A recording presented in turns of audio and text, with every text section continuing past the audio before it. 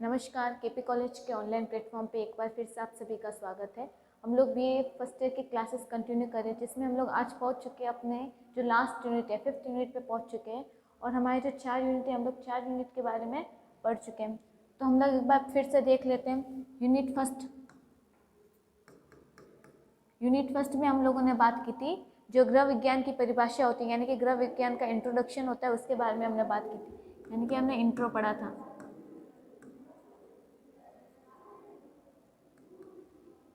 फिर first unit में ही हम लोगों ने पढ़ा था प्रसार शिक्षा के बारे में, यानी कि हम लोगों ने एक्सटेंशन एजुकेशन के बारे में बात की।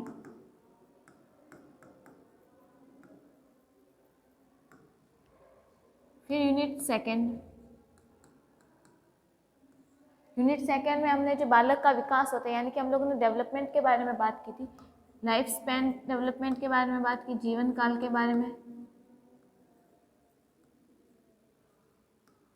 इसके साथ साथ हम लोगों ने देखा था कि जो यूनिट सेकेंड उसमें हम लोगों ने विकास की अलग अलग अवस्थाएं पढ़ी थी, यानी कि स्टेजेस ऑफ डेवलपमेंट।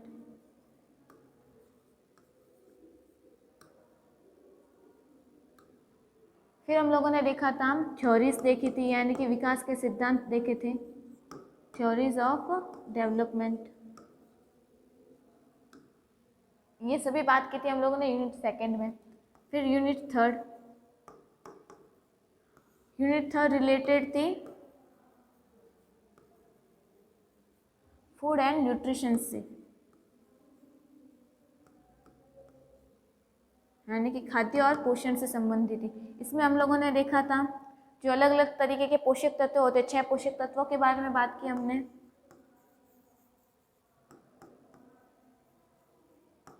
पोषक तत्वों की बात की। फिर हम लोगों ने देखा था फूड ग्रुप्स के बारे में, भोजन के समूह पढ़े। और हम लोगों ने देखा था इसमें जो कुपोषण वगैरह होते हैं, यानी कि कुपोषण के बारे में, भोजन का पाचन कैसे किया जाता है, उसका अवशोषण, जो मेटाबॉलिक रिएक्शंस होती है वो कैसे की जाती है, यानी कि हम लोगों ने डाइजेशन,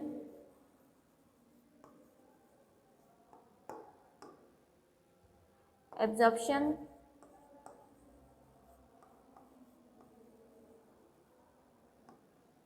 और मेटाबॉलिक एक्टिविटीज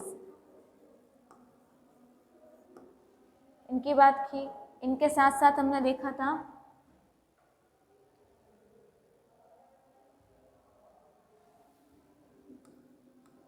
इसमें हम लोगों ने कुपोषण यानी कि मेल न्यूट्रिशन की बात की थी।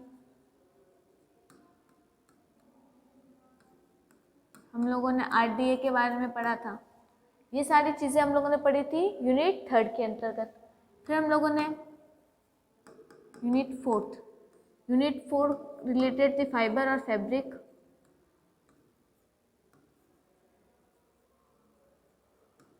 इसके साथ साथ हम लोगों ने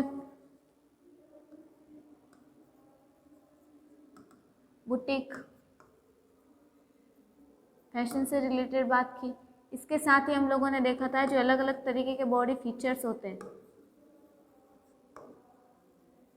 बॉडी फीचर्स की बात की। और इसी बॉडी फीचर्स में हम लोगों ने जो एसेसरीज होती है उनसे रिलेटेड भी बात की थी। और आज हम लोग स्टार्ट कर रहे हैं अपनी यूनिट फिफ्थ रिलेटेड है होम मैनेजमेंट से। होम मैनेजमेंट यानी कि घर को किस तरीके से मैनेज किया जाता है।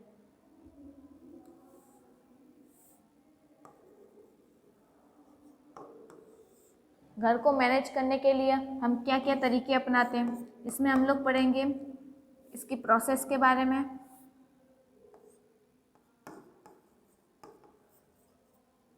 फिर हम लोग देखेंगे कि घर को मैनेज करने के लिए हम अपने क्या गोल्स रख रहे हैं, क्या वैल्यूज़ यूज़ कर रहे हैं, क्या स्टैंडर्ड्स हैं, यानी कि नीड्स, गोल्स, वैल्यूज़, स्टैंडर्ड, इन सब के बारे में बात करेंगे। और इसके साथ साथ हम लोग बात करेंगे जो राइदम्स वगैरह होते हैं घर को सजाने के लिए, या फिर हम लोग ये लिख सकते हैं कि घर की डिज़ाइंस के लिए हम किन किन चीज़ों का यूज़ करते हैं, यानी कि प्रिंसिपल ऑफ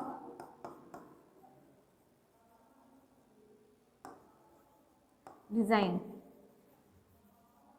इन सब के बारे में बात करेंगे यूनिट 5 में। तो सबसे पहले हम लोग आज पढ़ेंगे होम मैनेजमेंट की प्रोसेस क्या होती है, यानी कि घर को चलाने के लिए, घर की व्यवस्था को देखने के लिए हम किन किन स्टेप्स को फॉलो करते हैं, यानी कि गृह प्रबंधन की प्रक्रिया। तो आज का हमारा जो टॉपिक है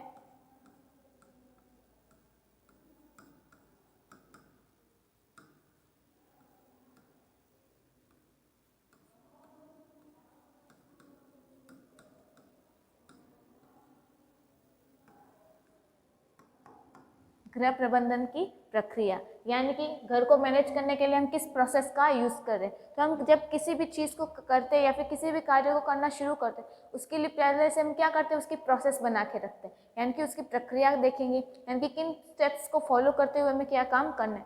तो जब भी हम गृह प्रबंधन की प्रक्रिया करते हैं तो हम 3 स्टेप को फॉलो करते हैं, यानी कि इसके कितने स्टेप्स होते हैं, 3 स्टेप्स। अब 3 स्टेप कौन कौन से, जो सबसे पहला होता है नियोजन करना, जिसे कहते हैं प्लानिंग। फिर दूसरा स्टेप होता है नियंत्रण,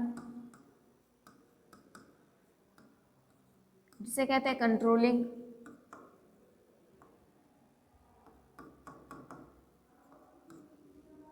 और फिर जो तीसरा स्टेप होता है होम मैनेजमेंट का, जिसे कहते हैं मूल्यांकन।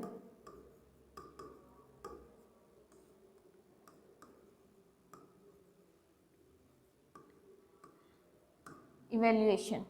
अब ये तीनों स्टेप क्या होते हैं, हम तो एक एक करके इन स्टेप के बारे में शुरू करते हैं। तो सबसे पहले हम लोग देखते हैं प्लानिंग के बारे में। प्लानिंग का मतलब किसी भी चीज़ की क्या करना, हम पहले से जो हमारे पास सूचनाएं होती है, जो भी हमारे पास रिकॉर्ड्स होते हैं, उन सभी की क्या करना, सूची तैयार करना, यानी कि टेबल रेडी करना। यानी कि जब भी हम किसी काम को करने के लिए प्लानिंग कर रहे हैं तो हम प्लानिंग में किन किन चीज़ों को ऐड करते हैं, यानी कि हमें कौन सा काम करना है, उस काम को कंप्लीट करने के लिए कौन कौन सी चीज़ें हमारे लिए यूज़ आ सकती है, फिर उस चीज़ों से हम उस काम को कैसे कंप्लीट कर सकते हैं। हमने क्या किया, पूरा उसका टेबल फॉर्म रेडी कर दिया कि हमें पहले ये करना है, ये करना है, ये करना है, फिर उसके बाद हम ये करेंगे। हमने क्या किया, उन चीज़ों को एक सीरीज वाइज में सेट कर दिया। सेट करके हमने क्या कर ली, पूरी प्लानिंग करके हम सुबह उठ के पहले ये काम करेंगे, फिर किचन का काम करेंगे, नहाए, किचन का काम किया, फिर घर के सारे काम किए। तो ये हमने क्या कर ली, पूरी प्लानिंग कर ली, यानी कि घर के काम करने की हमने सूची बना ली। अब उस सूची बनाने के साथ साथ हम उसमें क्या देखेंगे कि कौन से उपकरणों का यूज़ कर रहे हैं, यानी कि हमें जो काम करना है, यानी कि मान लो हमें किचन का काम करना है, यानी कि रसोई का हमें काम कंप्लीट करना है, तो उस रसोई का काम करने के लिए हमें किन किन चीज़ों की आवश्यकता होगी, वो उपकरण हमारे पास है या नहीं है। अब वो उपकरण हमारे पास है तो उन उपकरणों का यूज़ हम कहाँ पे और किस तरीके से करेंगे। अब वो काम कंप्लीट होने के बाद हम घर की साफ़ सफाई किस तरीके से करेंगे, पहले कहाँ से सफाई शुरू करनी है, कहाँ से नहीं करनी, उन सफाई को करने के लिए कौन सी चीज़ों का हम लोग यूज़ करेंगे, जब वे सारे उपकरण है तो उनका यूज़ कैसे करेंगे। जब इन सभी चीज़ों की हम क्या करें, पहले से प्लानिंग करें, यानी कि हमने क्या कर लिया, उसका नियोजन कर लिया, पहले से प्लानिंग कर ली। जिसका प्लानिंग करने का उद्देश्य क्या होता है, यानी कि प्लानिंग करने के लिए हमारे पास क्या होना चाहिए, लक्ष्य होना चाहिए। लक्ष्य का मतलब है हम किसी भी चीज़ की प्लानिंग क्यों करें, यानी कि हम लोगों को घर की सफाई करनी है, यानी कि अगर हम घर की सफाई करने के लिए कोई प्लानिंग करें कि पहले हम कमरे की सफाई करेंगे, पहले किचन की, फिर हॉल की, फिर बरामदे की सफाई करेंगे, तो इसका मतलब क्या हुआ कि हमें क्या, हमारा उद्देश्य क्या है कि हमें घर की सफाई करनी। सफाई करने के लिए हम लोग क्या बना रहे हैं, प्लानिंग कर रहे हैं। यानी कि किसी भी नियोजन को करने के लिए या फिर गृह प्रबंधन में प्लानिंग करने के लिए किसका होना आवश्यक है, लक्ष्य का होना आवश्यक है। जब तक हमारे पास कोई गोल ही नहीं होगा तब तक हम प्लानिंग नहीं कर सकते। तो प्लानिंग करने के लिए यानी कि नियोजन करने के लिए हमारे पास लक्ष्य का होना बहुत आवश्यक होता है। अगर हमारे पास लक्ष्य ही नहीं है, कोई गोल ही नहीं है, कोई उद्देश्य नहीं है हमारे पास, तो हम लोग क्या करेंगे, तो हम लोग कोई प्लानिंग करेंगे, बिल्कुल नहीं करेंगे। यानी कि किसी भी चीज़ की प्लानिंग करने के लिए हमारे पास लक्ष्य होना चाहिए कि किसको आधार बना के हम प्लानिंग कर रहे हैं। तो प्लानिंग करने के लिए हमारे पास लक्ष्य का होना बहुत ज़रूरी है। हमारे पास लक्ष्य हो गए, हम लोगों ने उपकरणों की जानकारी ले ली, सभी चीज़ों को सेट करके हमने क्या बना लिया, टेबल फॉर्म में रेडी कर दी। मान लो हमने रिटर्न नोट बना लिया कि मान लो हम सुबह उठ गए, सुबह उठ के हमने किचन का काम किया, फिर घर की साफ़ सफाई की, फिर बरामदे की सफाई की, खुद रेडी हुए, बच्चों को स्कूल भेजा। जब ये सारी चीज़ें कर ली हम लोगों ने, तो हमने क्या किया, एक पूरा फॉर्मेट रेडी कर दिया। हमने पूरी प्लानिंग कर ली कि पहले ये किया, फिर हम दूसरे नंबर पर ये काम करेंगे, तीसरे नंबर पर सफाई करेंगे। तो सफाई कैसे करेंगे, कहाँ से शुरू करनी है, कहाँ से नहीं करनी, किन चीज़ों का यूज़ करना है। तो ये हमने क्या कर ली, पहले से पूरी प्लानिंग रेडी करके रख ली। तो जब गृह प्रबंधन की प्रक्रिया में किसी लक्ष्य को आधार बनाकर, हमने लक्ष्य को आधार बनाए, हमारे लक्ष्य उद्देश्य को ध्यान में रखते हुए जब हम किसी कार्य की सूची बनाते हैं या फिर कोई पहले से प्लानिंग कर रहे हैं, तो ये सबसे पहला स्टेप होता है गृह प्रबंधन का। यानी कि गृह प्रबंधन की प्रक्रिया में सबसे पहले क्या की जाती है, प्लानिंग की जाती है। प्लानिंग की जाती है लक्ष्य के आधार पर, उद्देश्य के आधार पर। और इसमें हम लोग किन बातों का ध्यान रखते हैं, तो हमारे पास सूचनाएं होती हैं, उन सूचनाओं को ध्यान में रखा जाता है। जो हमारे पास आंकड़े यानी कि रिकॉर्ड्स होते हैं, उनका ध्यान में रख के हम लोग क्या बनाते हैं, एक सूची बना लेते हैं, एक टेबल को रेडी कर देते हैं। तो ये जो पहला स्टेप होता है गृह प्रबंधन की प्रक्रिया के लिए, वो होता है प्लानिंग या नियोजन। फिर दूसरे स्टेप की बात करते हैं। दूसरा स्टेप है नियंत्रण।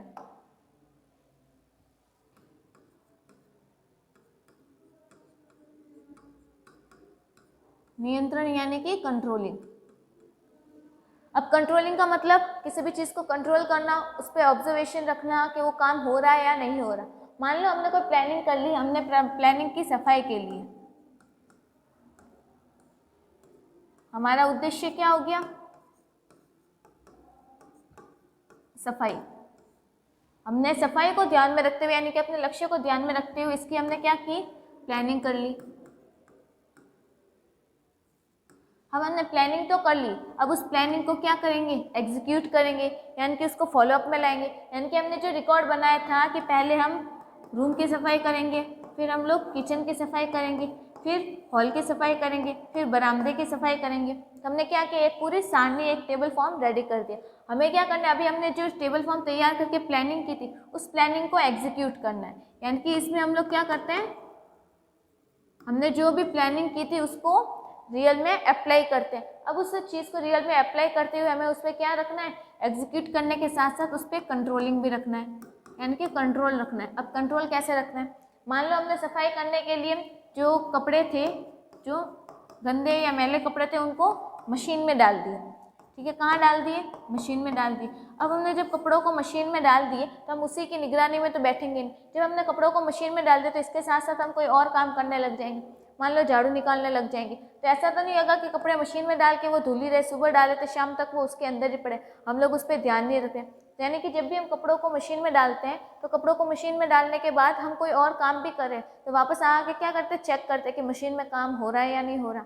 यानी कि जब हम एक काम करने लग जाते हैं, उसमें एक क्रिया हो रही है, हमने जो प्लानिंग लगाई थी, उसके बाद हम उसके ऊपर क्या करने आ रहे हैं, उसको चेक करने आ रहे, उस पर नियंत्रण करने आ रहे कि वो काम हो रहा है या नहीं हो रहा। यानी कि हमने जो प्लानिंग बनाई थी उसको एग्जीक्यूट करने के बाद, हमने एग्जीक्यूट कर लिया, एग्जीक्यूट करने के बाद हम उस पर क्या रख रहे हैं, कंट्रोल रख रहे हैं कि वो काम हो रहा है या नहीं हो रहा।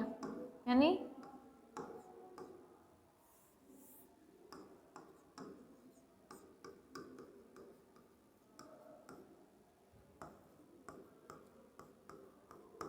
सही तरीके से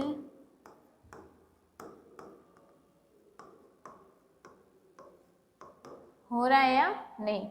यानी कि हमने जो प्लानिंग बनाई थी उस प्लानिंग को ध्यान में रखते हुए हमने उस प्लानिंग को एग्जीक्यूट किया, उस टेबल को ध्यान में रखते हुए हमने पहला काम कर दिया, दूसरा काम कंप्लीट कर दिया, तीसरा काम चल रहा है तो हम चौथा भी स्टार्ट कर सकते हैं। लेकिन चौथा काम करते हुए हमें तीसरे काम पे क्या रखनी है, निगरानी भी रखने की वो काम हो रहा है या नहीं हो रहा। तो यही कौन सी प्रोसेस है, नियंत्रण कहलाती है। यानी कि हम किसी काम को करते हुए क्या कहेंगे, हम अगर किसी काम को करते हुए प्लानिंग करने के बाद उस प्लानिंग के अकॉर्डिंग उस काम को कर रहे हैं तो प्लानिंग के साथ साथ हमने उसको काम पे क्या रखनी है, निगरानी भी रखनी है। यानी कि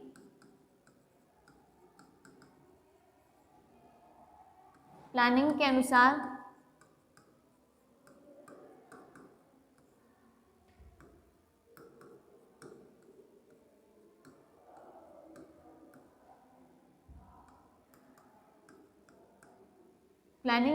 कार्य करते हुए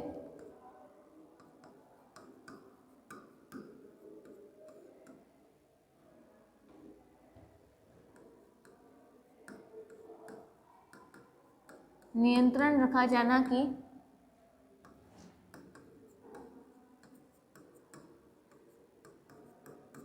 कार्य सही हो रहा है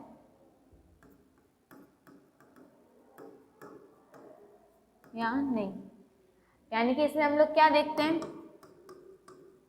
प्लानिंग की, प्लानिंग करने के बाद उस प्लानिंग को हमने एग्जीक्यूट किया। एग्जीक्यूट करने के साथ साथ हम लोग क्या रख रहे हैं, कंट्रोलिंग रख रहे हैं, यानी कि हम लोगों ने कंट्रोल रखा। फिर उसके बाद हम लोग क्या करते हैं, फिर जो तीसरा स्टेप आता है मूल्यांकन, यानी कि मूल्यांकन, यानी कि हमने जो प्लानिंग की उसको फॉलोअप में लाए, हम काम करना शुरू कर दिए, उसके साथ में कंट्रोल पे रख रहे, अब वो काम कंप्लीट भी हो गए। यानी कि हमने जो टेबल बनाई थी, जो हमने कार्य की सूची बनाई थी, वो हमारे सारे काम क्या हो गए, कंप्लीट हो गए।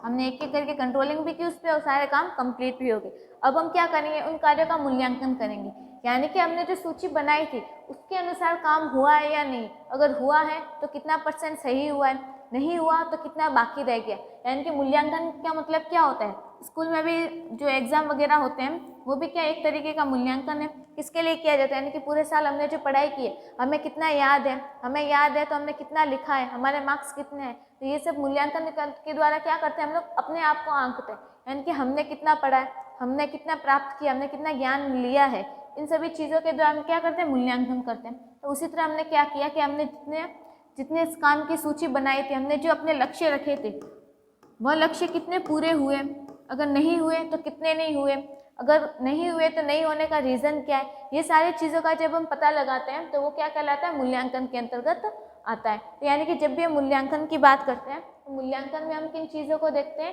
तो मूल्यांकन के द्वारा हम लोग ये ध्यान रखना है कि हमने के जो लक्ष्य बनाए थे उन लक्ष्य की प्राप्ति हुई है या नहीं हुई, अगर उन लक्ष्य की प्राप्ति हुई है तो कितनी हुई है, ठीक है, अगर नहीं हुई तो क्यों नहीं हुई, यानी कि हम लोग कारणों का पता लगाते हैं।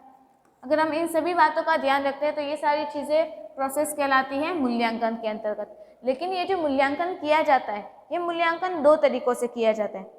अब ये 2 तरीके कैसे, तो मूल्यांकन को 2 प्रकारों में बांटा गया, एक तो होता है सापेक्ष और एक होता है निरपेक्ष।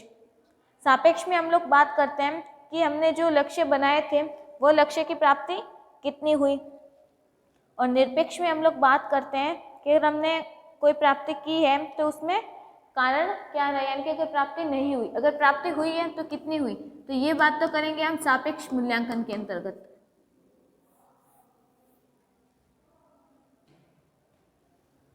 पहला है सापेक्ष मूल्यांकन।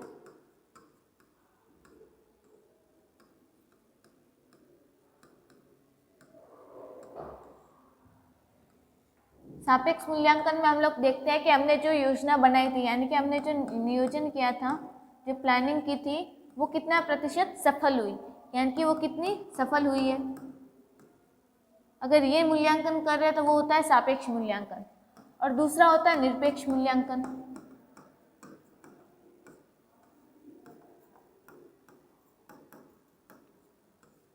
और निरपेक्ष मूल्यांकन में देखते हैं कि हमने जो योजना बनाई थी उसमें क्या कमी रही है, और ये बातें देखते हैं हम लोग निरपेक्ष मूल्यांकन के अंतर्गत। अगर योजना हमारी सफल हुई है तो वो सारी बात करेंगे सापेक्ष मूल्यांकन के अंतर्गत। अगर हमारी योजना में कोई कमी रह गई है, कितनी ज़्यादा कमी हुई है, वो सारी बातें देखते हैं हम लोग निरपेक्ष मूल्यांकन के अंतर्गत। तो हमने घर को मैनेज करने के लिए हम जो प्लानिंग करते हैं उसकी प्लानिंग की प्रक्रिया के बारे में पढ़ा, जो प्रोसेस थी, प्रोसेस के 3 स्टेप थे, प्लानिंग, कंट्रोलिंग और इवैल्यूएशन। ये 3 स्टेप थे गृह प्रबंधन की प्रक्रिया के। फिर हम लोग इसके बाद में बात करेंगे कि घर की प्लानिंग करने के साथ साथ हमने ये जो प्रोसेस अपनाई है, इस प्रोसेस में हमें किन किन लक्ष्यों की आवश्यकता होती है, किन किन उद्देश्यों की आवश्यकता होती है, यानी कि हम लोग नीड के बारे में पढ़ेंगे, लक्ष्यों के बारे में पढ़ेंगे, फिर इसके साथ साथ हम लोग पढ़ेंगे स्तर के बारे में, यानी कि स्टैंडर्ड के बारे में, और हम लोग देखेंगे वैल्यूज़ के बारे में। ये सभी देखेंगे हम लोग अगले चैप्टर में। तब तक आप लोग पढ़ते रहिए, और हमारा ये जो चैप्टर था गृह प्रबंधन की प्रक्रिया, ये कंप्लीट हो गया। यूनिट 1 हो गई, 2 हो गई, 3 हो गई, 4 हो गई, और 1 का ये जो हमारा प्रोसेस था ये कंप्लीट हो गया। हम लोग अगले चैप्टर में देखेंगे इन सब के बारे में। तब तक पढ़ते रहिए। धन्यवाद।